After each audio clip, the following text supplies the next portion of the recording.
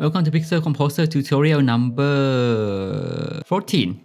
In this video, we're gonna go through how to compose image in Pixel Composer. So what do I mean? Well, basically when you have multiple image, you want to combine it in some way, right? And when you right click in this graph area, you will see this entire category, Compose Relate node. So we're gonna go through all of these 6 different nodes. We're not gonna go through an amateur node yet, that's for later video.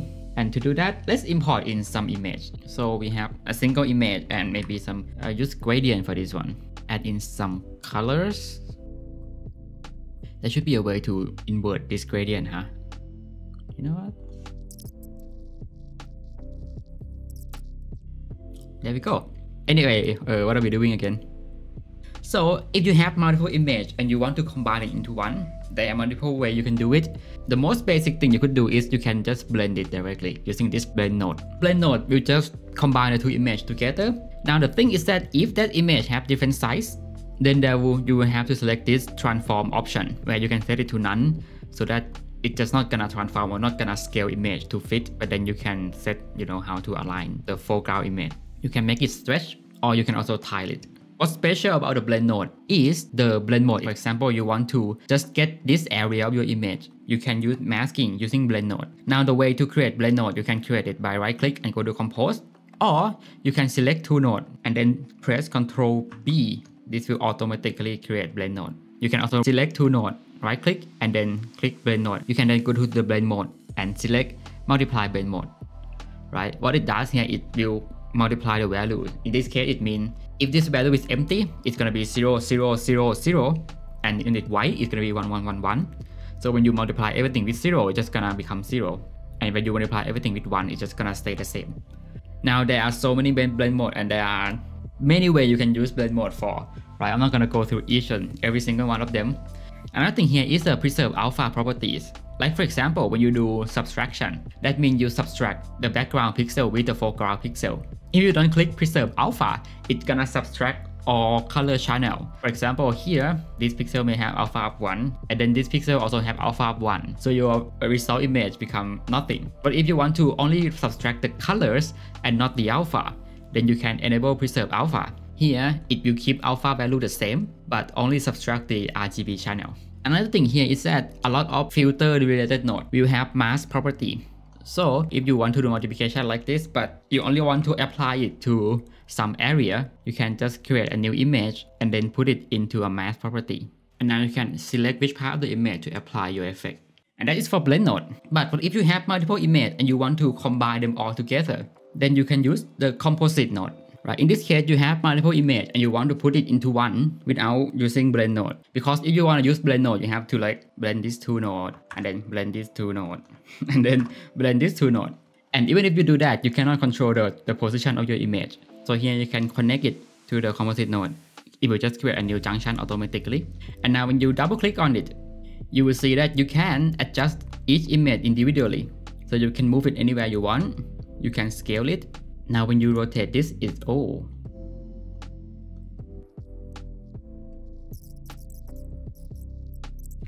So in the composite node, right now you'll be able to move it around, you can scale it, you can rotate it.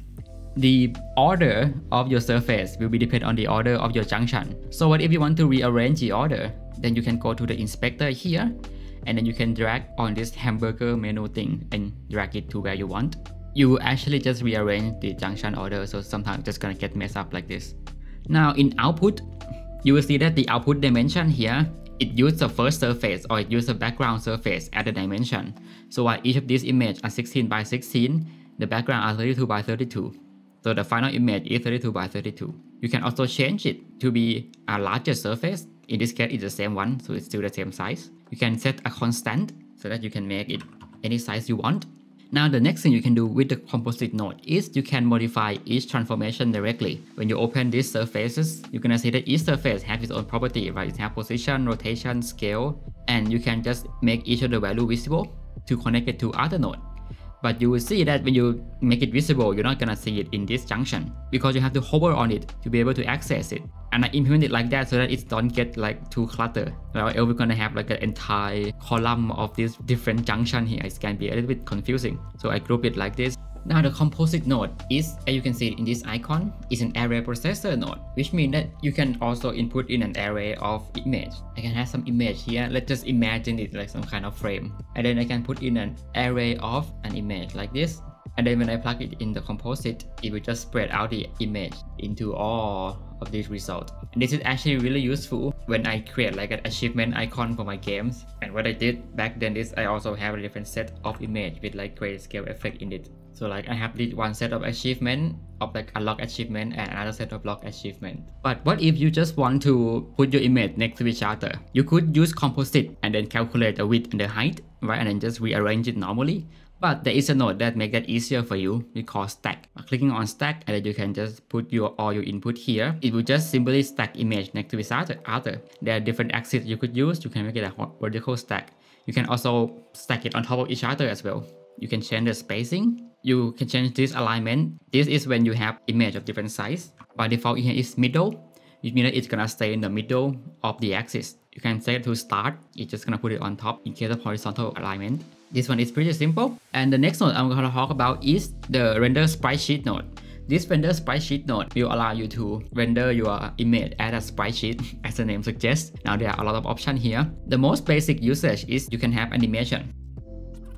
And then you want to render it as a sprite sheet, then you can just plug it into the render sprite sheet. Then you can set this sprite set to animation and then press execute. Then it will just run the animation and generate sprite sheet for you. Now maybe this is a little bit too much. You can set the frame step so that instead of rendering every frame, it now rendering once every 5 frames. Now because we have 30 frames, render every 5 frames, we will have in total 6 images. There are different packing, again horizontal, vertical, the one similar to the stack. But there are also a grid type which will allow you to render it as a grid. You can set the column should be 3. Oh, so now it just looks like one single image, even though there are 6 images in here. Maybe just no animation at all, yeah. Let's just render it normally. Now you can add padding or you can add spacing between each image. The other mode is the image array mode. Now I just import 12 different images and then you plug this in with the sprite array set with grid 3 columns. You will generate a sprite sheet of all the sprites in the array. And the next node in the compose groups is the pack sprite, which does similar thing to the render sprite sheet, but instead of just setting the row and column, this node will have you use different algorithm to pack sprite in the most optimal way. Now most of the time you have to set the size of your final image. Let's try to fit this in 64 by 64. Then it will do just that. When you have an image of the same size, it really doesn't matter because you can just use render sprite sheet or stuff like that. The benefit of this node will come when you use image of different sizes. I import image array with different size. So as you can see here, each of them have different size. You can plug it into the pack sprite. The first thing you have is a warning. It will say that not enough space because we set the max width and height as 64 by 64. As you can see that some of these images are already larger than the 64 by 64 size. So it's not enough space, then you can just increase the size. As you can see here, it will start to packing your image. So we maybe change the algorithm a little bit. And some algorithm here only take in max width, right? And it will just expand the height as much as it needed. And some of them have max height instead of max width. Best fit is most likely going to be the best algorithm, but it's going to be really slow, especially when we work with large image size. That's a general idea of pack sprite. And then we come to the last node in the compose group, which is the camera node. Now I keep this node for last because there are a lot of features in here that can be interesting. So this camera node will allow you to compose multiple sets of images, just like many other nodes. But there are some extra effects you can put in. First, when you preview this node, you will see that you have this area you can move around, you can scale it. And the result just gonna be the image in this area. So that by itself is, the camera node. But then you can also go to the background property here and you can set it to repeat, just repeat X. So now it's gonna repeat the X axis. What you can do next is we can add another layer. And in this element group, you will see that you will now have the oversample, which is basically this area here when we run outside of the image. We can also set it to repeat. So now we have a repeat scene, right? What's more interesting is you can also set parallax to this element. So you can say want to parallax only in x-axis. You have to also give it the depth as well. So let's say the set depth is 1. So now when you change the x position, you will see that your image now have this parallax effect. You can also add more element on top, set it to repeat on the x-axis and make this a little bit less parallax and make this full parallax. And now you can compose a parallax scene. So this is all well and good, but you can also have this camera property as well, right? You can zoom in and out.